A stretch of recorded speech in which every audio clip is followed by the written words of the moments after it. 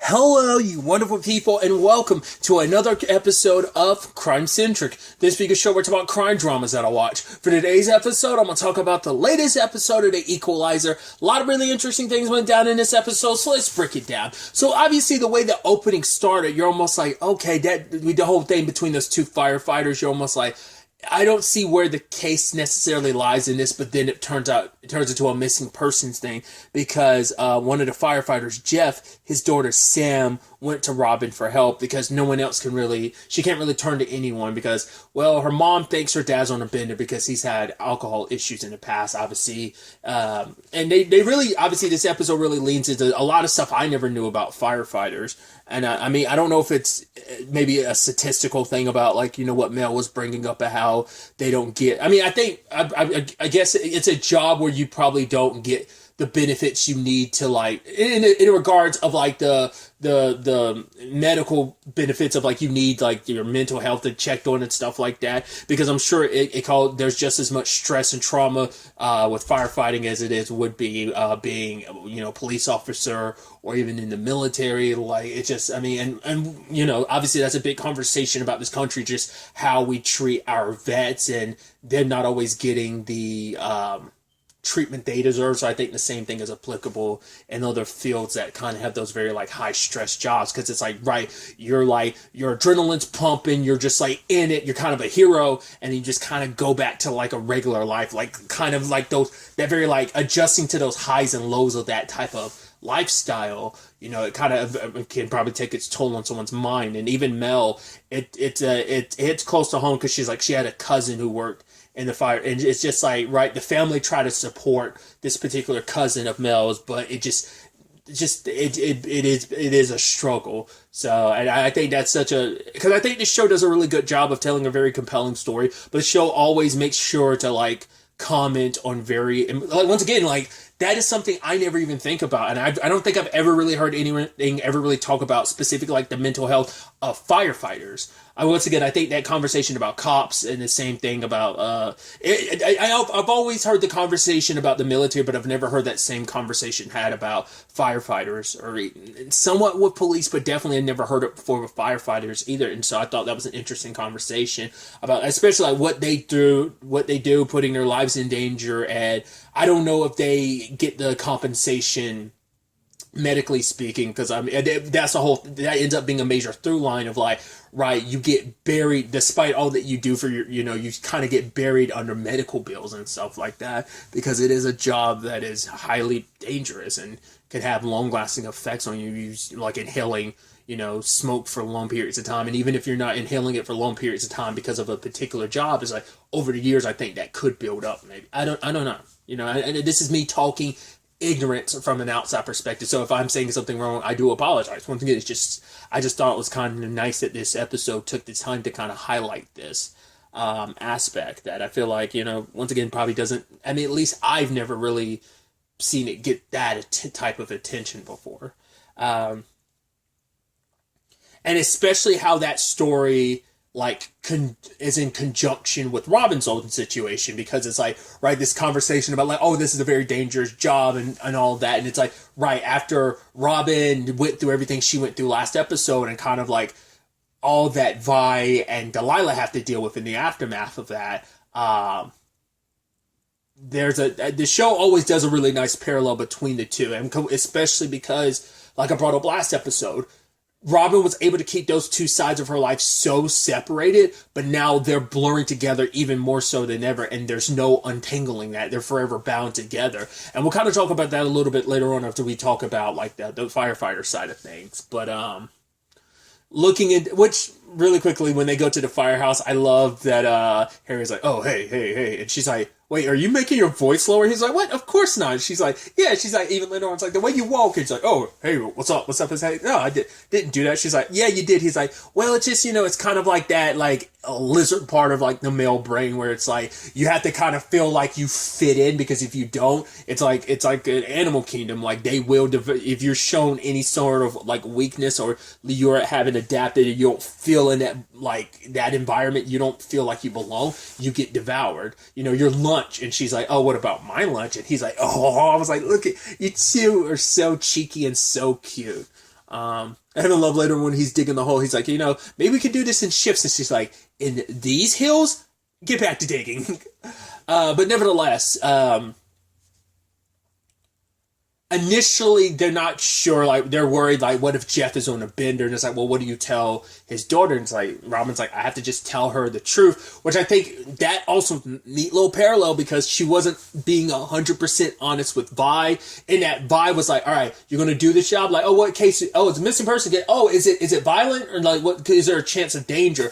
And Vi was texting her and she never got back to her, but she was so focused on D that it's like, right, once again, it's like, right, Dee's your daughter, so you're thinking, I think she's coming from the perspective of like, right, I'm the mother, I have every right to like be worried, but it's like, Vi is your aunt, but she's probably also like a mother figure for you too, so like, obviously, you're like essentially her daughter, because Vi doesn't have any kids of her own, so you are essentially her daughter, so of course she's going to be worried about you, so it's like, Robin never recognized the hypocrisy of like, oh, I'm over here stressing about D, but not even recognizing what I'm putting Vi through. Because she was like, oh yeah, I'm so focused on D, I didn't ask how you're doing, Vi. Like, that was at the beginning, but she kind of lost that. Like, she probably like, oh, I'll get back to Vi later. It's like, never once did it cross her mind, and it's not until she saw D that she was like, oh yeah, I realized what I'm doing to Aunt Vi. It's like the same thing that's happening here with D and me. So I thought that was just kind of an interesting element to it. I mean, obviously, like, Dante was obviously worried about her, but I think the argument is that Dante and her are a little more equipped for, like, that's supposed to be the point of those jobs. I mean, granted, Dante also went through his very stressful thing, and Robin helped him through that, so he wants to return the favor and help her and her family, like, whatever he needs, whatever she needs, like, he wants to be there for her in that regard. But anyway, it turns out Jeff wasn't just on some bender or anything like that. He actually seems like he was taken. And now the thing is, like, right, Mel and Harry had talked to two of his good buddies at the fire station. And it's like, right, why did they hide the fact is that they were with Jeff like an hour before he disappeared? At first, it seems like they might have been taking some money to, like, burn a place down. They might have been working with a criminal, but it's like, no, they basically, because something was happening between Jeff and this other lady, and this lady Angela, basically they were going to they were going to burn down a place that wasn't going to be, it's covered by insurance. So it's like, right, this place is going to burn down. While it's burning down, we're going to end up robbing it. That's why at the beginning, the guy was like, yo, you disappeared, you dick. Like, why weren't you there? Why weren't you, like, that's why he was busy, like, helping rob the place. So that's why he kind of got chewed out, punched, and even was about to get an axe to the face. But that whole thing. But it turns out, sadly, they found out a little too late whose place that belonged to, and it's basically like a crime dude who's a pretty big deal, and he basically ended up kidnapping Jeff because he wanted his money back.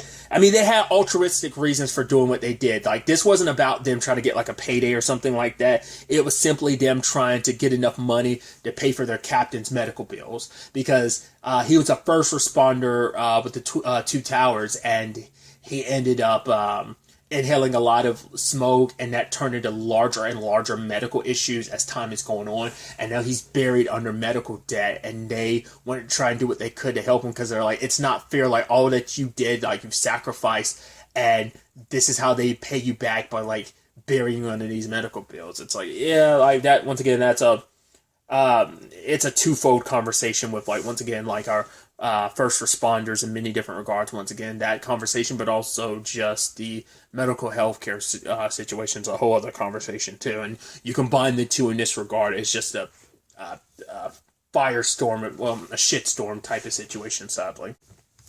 But obviously, when it came to rescue, well, because they ended up having to rescue not only Jeff, but one of the other guys, because the one that didn't get busted went to go, like, pay it off, like, hey, we got you back double what we took from you, now let Jeff go. It's like, oh, cool, like, I'm really going to let you live, because I can't let anyone know that they, like, I'm going to look like a chump if people think they could steal from me with no consequences. So luckily, Robin and Dante were able to get to them. Obviously, Robin and Jeff were still stuck inside, so very close call. Even at the end, we could still hear Robin coughing a couple of times, so Luckily, it wasn't that long, so hopefully she's okay. I don't know if it doesn't seem like there'll be any lasting effects, but I mean, I guess just the fact that they continued it a little bit later on in the episode, like, you know, I mean, it's only like those two like final scenes that they kind of continued at, but I'm still kind of like, it could turn into something, but maybe not. Maybe it's just kind of like, right, that smoke inhalation got her now, but, you know, given enough time, not being in a situation back to back to back, maybe it'll kind of heal up on its own in time. We'll see, you know, I'm curious to see if they would end up making there be any lasting effects or not. And luckily, Jeff gets reunited with his daughter. We don't know what the end result's going to be for them. Like, Jeff and his friends, like, they did rob a place, they did burn a place down. They all were part of this, so I don't know what they're going to suffer any repercussions for it. The main bad guy, well, the person they stole from, basically Harry made sure to jack all his money and basically put it towards the little first responders thing. Was it Two Towers first responders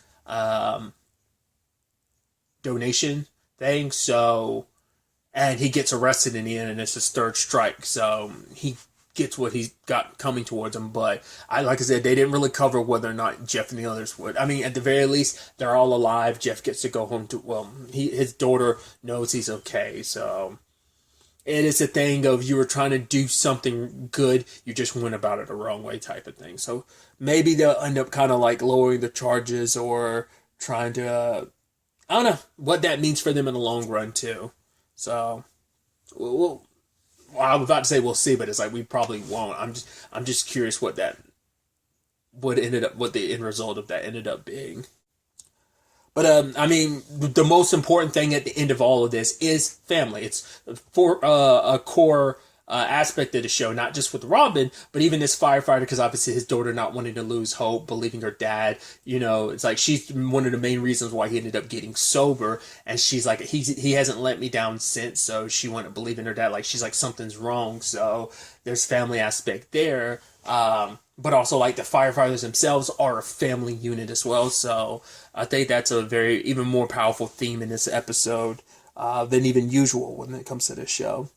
Because we also have Vi going to a shooting range, which she was initially like, oh, I'm surprised. I probably shouldn't even, I don't even know why I'm here. And it's like, right, if you've been through something, if you are even considering picking up a gun, there must be a reason for it. And apparently she's pretty good. And the guy's like, oh, is this the first time you've ever used a gun? Which makes me wonder, is it though? Like, it could be a situation she's used a gun in the past. I mean, we've heard Vi talk about her past a little here and there, but we don't know everything. So she probably has had a past where she's used a gun before, but she's just, as she's gotten older, she's sworn them off. But now it's like, no, she wants to be in a situation where not only she can protect Dee, feel safe herself, but also look after Robin. Because it's like, right, you, Robin, are prepared. You've had years to prepare for yourself to be able to handle these stressful situations. Not us. We're still newbies into this. We kind of got jumped into the deep end. Because once again, they're live. Like, yes, Delilah's been through some pretty rough patches, like the Jason situation and all. But it's never gotten this bad. Like, once again, like Robin's other life. The dangerous side of things have never punched a hole and affected this side of like her just regular life for her. So that's the complicated thing. And Dee sits down and talks to Robin about like, hey, I'm okay. You know, like the fact is her therapy, which I did not realize until the recap. I was like, the actress who played Paula in the Dark played her therapist. I totally didn't even remember that. I think she was only in like one episode, so I guess that's what kind of threw me. That's why I didn't immediately piece it together when I saw her in the Dark. Plus, it had been a while since season 2 of The Equalizer. Either way, the whole experience, like she's like, I think I've come out even stronger of it. Obviously, she's not like, her PTSD isn't like going away, but I think she's more equipped, is what she's saying, to handle whatever like life's kind of got thrown her way. And Robin like understands that, but it is also that thing of like, it's for her, it's like, I didn't want you to, she said this in previous seasons, like she just wishes Dee didn't have to grow up so fast, that this didn't all kind of get thrown at her. But for her, it's like, maybe it's not just you that, you know, because even she's herself isn't okay, Robin, because she's having this nightmare. And I think that nightmare kind of goes along with what I was talking about. Like, both of her lives are colliding, that she's like running from herself, and then like the person on the bike flips the visor up and it's her. So I'm sure like it's supposed to represent like, hey, your other side of your life isn't just affecting you, it's going to affect everyone. Dee and Vi, they're going to get dragged into, well, they already were dragged into it, and they could continue. Like, you will be your undoing and your family's undoing is kind of what I think that Dream could be telling her. She will be her own death, and she kind of potentially could be the death of her family if she's not careful, you know. That there's no longer, once again, keeping those sides of her life separate is no longer an option because they blur so much now. And even to the point that Dee's like, oh, maybe I should be checking in if you're okay. And she's like, right, you want, like, I know what you got to do, Mom. I know that you want to help people. So what you can do by helping me is train me. And Vi was kind of saying a similar thing, like she's preparing herself too, so they both want to be able to defend themselves. They want to be able to do something when the time comes. Because Vi's like current art piece, it's like someone, a little girl with like her eyes closed. I'm assuming that's supposed to be Vi covering Dee's eyes, but part of me almost wonders, is that supposed to be a more so yeah, it was showing the flashes of the season 2 finale when Robin was taken, but part of me is also wondering, could it be in reference to something else entirely? Like, could it be something from Vi's past in which there was something terrible happening and someone covered her eyes or something?